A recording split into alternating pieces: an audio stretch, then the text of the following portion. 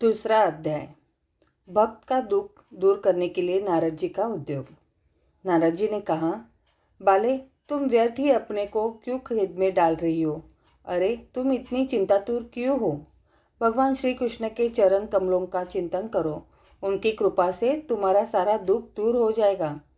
जिन्होंने कौरवों के अत्याचार से द्रौपदी की रक्षा की थी और कोप सुंदरियों को सनाथ किया था, वे श्री कृष्ण कहीं चले थोड़े ही गए हैं। फिर तुम तो भक्त हो और सदा उन्हें प्राणों से भी प्यारी हो। तुम्हारे बुलाने पर तो भगवान नीचों के घर में भी चले जाते हैं। सत्य, त्रेता और द्वापर, इन 3 युगों में ज्ञान और वैराग्य मुक्ति के साधन थे, किंतु कलयुग में तो केवल भक्ति ही ब्रह्म आयुष्य की प्राप्ति करने वाली है। यह सोचकर ही परमानंद की मूर्ति ज्ञान स्वरूप श्री हरि ने अपने सत्य स्वरूप से तुम्हें रचा है। तुम साक्षात श्री कृष्णचंद्र की प्रिय और परम सुंदरी हो। एक बार जब तुमने हाथ जोड़कर पूछा था कि मैं क्या करूं, तब भगवान ने तुम्हें ही यही आज्ञा दी थी कि मेरे भक्तों का पोषण करो। तुमने भगवान की यह आज्ञा स्वीकार कर ली। इससे तुम पर श्री हरि बहुत प्रसन्न हुए और तुम्हारी सेवा करने के लिए मुक्ति को तुम्हें दासी के रूप में दे दिया और ज्ञान वैराग्यों को पुत्रों के रूप में। तुम अपने साक्षात स्वरूप से वैकुंठ धाम में ही भक्तों का पोषण करती हो।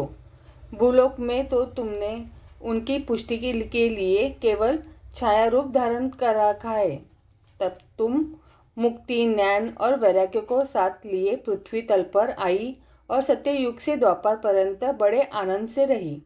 कलयुग में तुम्हारी दासी मुक्ति पाखंड रूप रोग से पीड़ित होकर क्षीण होने लगी थी, इसलिए वह तो तुरंत ही तुम्हारी आज्ञा से वैकुंठ लोक को चली गई।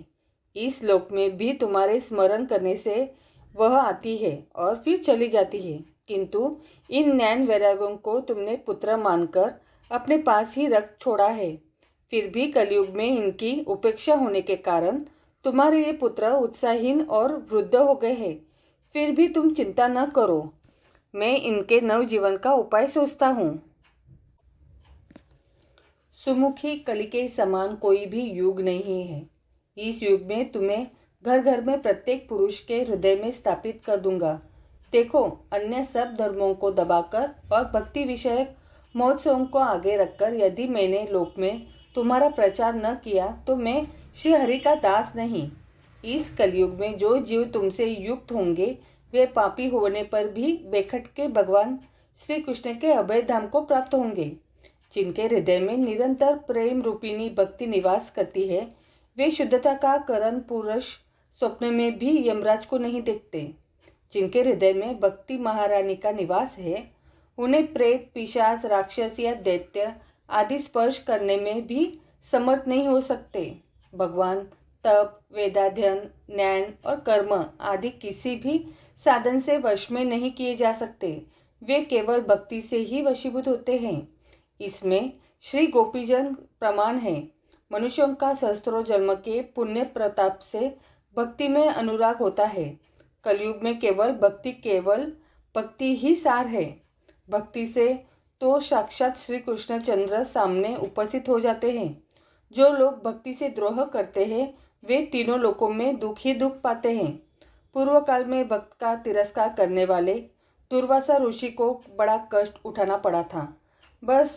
बस व्रत, तीर्थ, योग, यज्ञ और ज्ञान चर्चा आदि बहुत से साधनों की कोई आवश्यकता नहीं है। एकमात्र भक्ति ही मुक्ति देने वाली है। सूत जी कहते हैं, इस प्रकार नारद जी के निर्णय किए हुए अपने महात्म्य को सुनकर भक्ति के सारे अंग पुष्ट हो गए और वे उनसे कहने लगे। भक्त ने कहा, नारद जी, अब धन्य है, आपकी मुझ में निश्चल प्रीति है।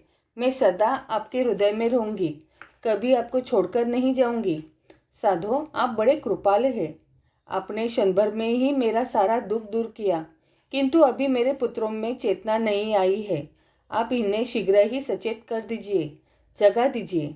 सूत जी कहते हैं, भक्ति के ये वचन सुनकर नारद जी को बड़ी करुणा आई और वे उन्हें हाथ से हिला डुला कर जगाने लगे। फिर उनके कान के पास मुंह लगाकर जोर से कहा, ओ ज्ञान, जल्दी जग पड़ो। ओ वैराग्य, जल्दी जग पड़ो। फिर उन्होंने वेद ध्वनि वेदांत घोष और बार बार गीता पाठ करके उन्हें जगाया। इससे वे जैसे तैसे बहुत जोर लगाकर उठे, किंतु आलस्य के कारण वे दोनों जबाई लेते रहे, नेत्र उगाड़कर देख भी नहीं सके। उनके बाल बगुलों की तरह सफ़ेद हो गए थे। उनके अंग प्रायः सूखे काठ के समान निस्तेज और कठोर हो गए थे। इस प्रकार भूख प्यास के मारे अत्यंत दुर्बल होने के कारण उन्हें फिर सोते देख नारद जी को बड़ी चिंता हुई और वे सोचने लगे, अब मुझे क्या करना चाहिए। इनकी यह नींद और इससे भी बढ़कर इनकी वृद्धावस्था कैसे दूर हो। शौनक जी इस प्रकार चिंता करते करते वे भगवान का स्मरण करने लगे। उसी समय यह आकाशवाणी हुई, मुने खेद मत करो, तुम्हारा यह उद्योग निसंदेह सफल होगा। देवर्ष, इसके लिए तुम एक सत्कर्म करो। वह कर्म तुम्हें संत शिरोमणि महानुभाव बताएंगे। उस सत्कर्म का अनुष्ठान करते ही क्षण भर में उनकी नींद और वृद्धावस्था चली जाएगी तथा सर्वत्र भक्ति का प्रसार होगा। यह आकाशवाणी वहाँ सभी को साफ साफ सुनाई दी। इससे नारद जी को बड़ा विस्मय हुआ और वे कहने लगे, मुझे तो इसका कुछ आशय समझ में नहीं आया। नारद जी बोले, इस आकाशवाणी ने भी गुप्त रूप में ही बात कही है। यह नहीं बताया कि वह कौन सा साधन किया जाए जिससे इनका कार्य सिद्ध हो। वे संत न जाने कहाँ मिलेंगे और किस प्रकार उस साधन को बताएंगे। अब आकाशवाणी ने जो कुछ कहा है उसके अनुसार मुझे क्या करना चाहिए। सुत जी कहते हैं, शौनक जी तब ज्ञान वैराग्य दोनों को वही छोड़कर नारद मुनि वहाँ से चल पड़े और प्रत्येक तीर्थ में जाकर मार्ग में मिलने वाले मुनीश्वरों से वह साधन पूछने लगे। उनकी उस बात को सुनते तो सब थे, किंतु उसके विषय में कोई कुछ भी निश्चय उत्तर न देता। किन्हीं ने उसे असाध्य बताया, कोई बोले इसका ठीक ठीक पता लगाना ही कठिन है। कोई सुनकर चुप रह गए और कोई कोई तो अपनी अवज्ञा होने के भय से बात को टाल टूलकर खिसक गए। त्रिलोक में महान आश्चर्यजनक हाहाकार मच गया। लोग आपस में कानाफूसी करने लगे। भाई, जब वेद ध्वनि वेदांत घोष और बार बार गीता पाठ सुनाने पर भी भक्ति ज्ञान और वैराग्य ये तीनों नहीं जगाए जा सके, तब और कोई उपाय नहीं है। स्वयं योगीराज नारद को भी जिसका ज्ञान नहीं है उसे दूसरे संसारी लोग कैसे बता सकते हैं। इस प्रकार जिन जिन ऋषियों से इसके विषय में पूछा गया उन्होंने निर्णय करके यही कहा कि यह बात दुखसाध्य ही है। तब नारद जी बहुत चिंतातुर हुए और बद्रीवन में आए। ज्ञान वैराग्य को जगाने के लिए वहाँ उन्होंने यही निश्चय किया कि मैं तप करूँगा। इसी समय उन्हें अपने सामने करोड़ों सूर्यों के समान तेजस्वी सनकादि मुनीश्वर दिखाई दिए। उन्हें देखकर वे मुनि श्रेष्ठ कहने लगे। नारद जी ने कहा, महात्माओं, इस समय बड़े भाग्य से मेरा आप लोगों के साथ समागम हुआ है। आप मुझ पर कृपा करके शीघ्र ही वह साधन बताइए। आप सभी लोग बड़ी योगी, बुद्धिमान और विद्वान हैं। आप देखने में 5-5 वर्ष के बालक से जान पड़ते हैं, किंतु है पूर्वजों के भी पूर्वज। आप लोग सदा वैकुंठ धाम में निवास करते हैं, निरंतर हरि कीर्तन में तत्पर रहते हैं, भगवल्ली का मृत का रसास्वादन कर सदा उसी में उन्मत्त रहते हैं और एकमात्र भगवत कथा ही आपके जीवन का आधार है। हरि शरणम, यह वाक्य सर्वदा आपके मुख में रहता है। इसी से काल प्रेरित वृद्धावस्था भी आपको बाधा नहीं पहुंचाती। पूर्व काल में आपके भ्रूभंग मात्र से भगवान विष्णु के द्वापर जय और विजय तुरंत पृथ्वी पर गिर गए थे और फिर आपके ही कृपा से वे पुनः वैकुंठ लोक पहुंच गए। धन्य है, इस समय आपका दर्शन बड़े सौभाग्य से ही हुआ है। मैं बहुत दीन हूँ और आप लोग स्वभाव से दयालु है, इसलिए मुझ पर आपको अवश्य कृपा करनी चाहिए। बताइए, आकाशवाणी ने जिसके विषय में कहा है वो कौन सा साधन है और मुझे किस प्रकार उसका अनुष्ठान करना चाहिए। आप इसका विस्तार से वर्णन कीजिए। भक्ति, ज्ञान और वैराग्य को किस प्रकार सुख मिल सकता है और किस तरह इनकी प्रेम पूर्वक सब वर्णों में प्रतिष्ठा की जा सकती है। सनकादि ने कहा, देवर्ष, आप चिंता न करें, मन में प्रसन्न हो। उनके उद्धार का एक सरल उपाय पहले से ही विद्यमान है। नारद जी, आप धन्य हैं। आप विरक्तों के शिरोमणि हैं, श्री कृष्णदासों के शाश्वत पथ प्रदर्शक एवं भक्ति योग के भास्कर है। आप भक्ति के लिए जो उद्योग कर रहे, यह आपके लिए कोई आश्चर्य की बात नहीं समझनी चाहिए। भगवान के भक्त के लिए तो भक्ति की सम्यक स्थापना करना सदा उचित ही है।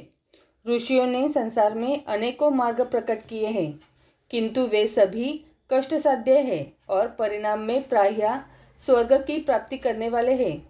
अभी तक भगवान की प्राप्ति करने वाला मार्ग तो गुप्त ही रहा है। उसका उपदेश करने वाला पुरुष प्रायः भाग्य से ही मिलता है। आपको आकाशवाणी ने जिस सकतमर का संकेत किया है उसे हम बतलाते हैं। आप प्रसन्न और समाहित चित्त होकर सुनिए। नारद जी, द्रव्य यज्ञ, तपोयज्ञ, योग यज्ञ और स्वाध्याय रूप ज्ञान यज्ञ, ये सब तो स्वर्गादि की प्राप्ति कराने वाले में कर्म की और संकेत करते हैं। पंडितों ने ज्ञान यज्ञों की सत्कर्म का सूचक माना है। वह श्री भगवत का पारायण है, जिसका ज्ञान शुकादि महानुभावों ने किया है। उसके शब्द सुनने से ही भक्ति, ज्ञान और वैराग्य को बड़ा बल मिलेगा। इससे ज्ञान वैराग्य का कष्ट मिल जाएगा और भक्ति को आनंद मिलेगा। सिंह की गर्जना सुनकर जैसे भेड़िए भाग जाते हैं, उसी प्रकार श्री भगवत की ध्वनि से कलयुग के सारे दोष नष्ट हो जाएंगे। तब प्रेम रस प्रवाहित करने वाली भक्ति, ज्ञान और वैराग्य को साथ लेकर प्रत्येक घर और व्यक्ति के हृदय में क्रीड़ा करेगी। नारद जी ने कहा, मैंने वेद वेदांत की ध्वनि और गीता पाठ करके उन्हें बहुत जगाया, किंतु फिर भी भक्ति, ज्ञान और वैराग्य ये तीनों नहीं जगे। ऐसी स्थिति में श्री भगवत सुनाने से वे कैसे जगेंगे? क्योंकि उस कथा के प्रत्येक श्लोक और प्रत्येक पद में भी वेदों का ही तो सारांश है। आप लोग शरणागत वत्सल है तथा आपका दर्शन कभी व्यर्थ नहीं होता। इसलिए मेरा यह संदेह दूर कर दीजिए। इस कार्य में विलंब न कीजिए। सनकादि ने कहा, श्रीमद् भागवत की कथा वेद और उपनिदेशों को सार से बनी है, इसलिए उनसे अलग उनकी फल रूपा होने के कारण वह बड़ी उत्तम जान पड़ती है। जिस प्रकार रस वृक्ष की जड़ से लेकर शाखाग्र पर्यंत रहता है, किंतु इस स्थिति में उसका आस्वादन नहीं किया जा सकता, वही जब अलग होकर फल के रूप में आ जाता है, तब संसार में सभी को प्रिय लगने लगता है। दूध में घी रहता ही है, किंतु उस समय उसका अलग स्वाद नहीं मिलता। वही जब उससे अलग हो जाता है, तब देवताओं के लिए भी स्वादवर्धक हो जाता है। खांड इक्के और छोर बीच में भी व्याप्त रहती है, तथापि अलग होने पर उसकी कुछ और ही मिठास होती है। ऐसी ही यह भागवत की कथा है। यह भागवत पुराण वेदों के समान है। श्री व्यासदेव ने इसे भक्ति, ज्ञान और वैराग्य की स्थापना के लिए प्रकाशित किया है। पूर्व काल में जिस समय वेदांत के पारगामी और गीता भी रचना करने वाले भगवान व्यासदेव खिन्न होकर अज्ञान समुद्र में गोते खा रहे थे, उस समय आपने ही उन्हें 4 श्लोकों में इसका उपदेश किया था। उसे सुनते ही उनकी सारी चिंता दूर हो गई थी। फिर इसमें आपको आश्चर्य क्यों हो रहा है? जो आप हमसे प्रश्न कर रहे, आपको उन्हें शोक और दुख का विनाश करने वाला श्रीमद् भागवत पुराण ही सुनना चाहिए। नारद जी ने कहा, महानुभावों, आपका दर्शन जीव के संपूर्ण पापों को तत्काल नष्ट कर देता है और जो संसार दुख रूप दावानल से तपे हुए हैं, उन पर शीघ्र ही शांति की वर्षा करता है। आप निरंतर शेष जी के सहस्त्र मुखों से गाए हुए भगवत कथामृत का भी पान करते रहते हैं। मैं प्रेम लक्षणा भक्ति का प्रकाश करने के उद्देश्य से आपकी शरण लेता हूँ। जब अनेकों जन्मों के संचित पुण्य पुंज का उदय होने से मनुष्य को सत्संग मिलता है, तब वह उसके अज्ञान जनित मोह और मदरूप अंधकार का नाश करके विवेक उदय होता है। दूसरा अध्याय संपूर्णम।